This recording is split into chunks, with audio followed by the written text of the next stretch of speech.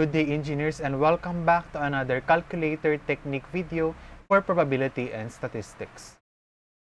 In this video, we will be discussing permutation. What is permutation?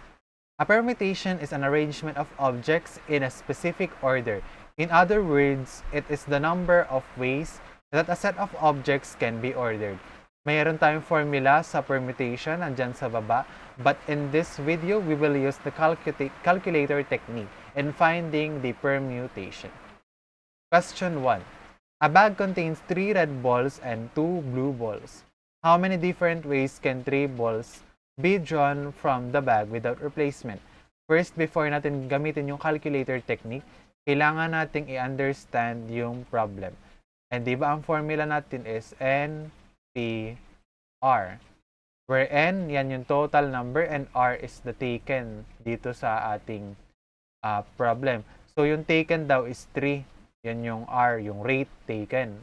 Okay, and then yung N is yung total, wherein ito total mo yung 3 red balls and 2 blue balls. Okay, sorry, mali.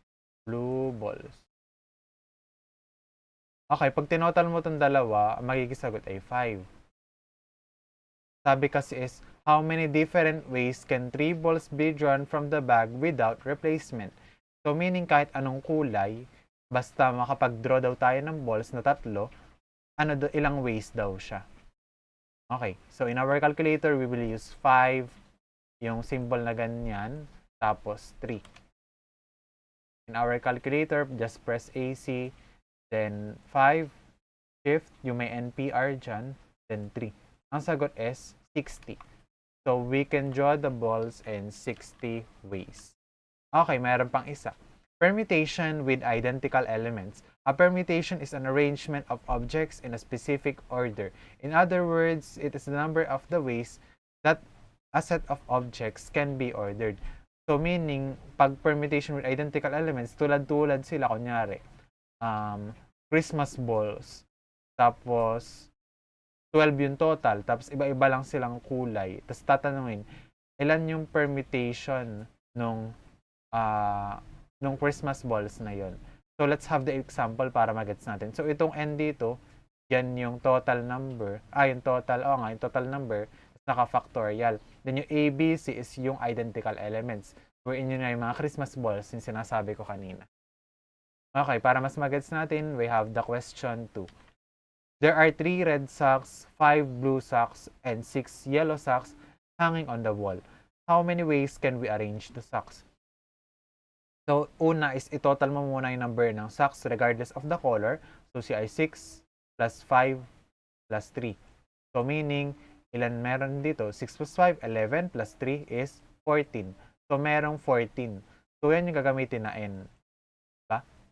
So, sabi kanina A factorial, B factorial, C factorial, ellipsis. Depende kasi sa number ng elements. So, pwede yung magkaroon ng D factorial, E factorial, and so on and so forth. So, sabi is red socks. So, ito yung A factorial. C is equal to 3 factorial. Yung B factorial, equals yan sa 5 factorial kasi yun yung blue socks.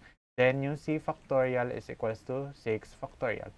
Okay, in our calculator, punta ka lang sa mode computation. Sorry, naka-mode stat pala ako.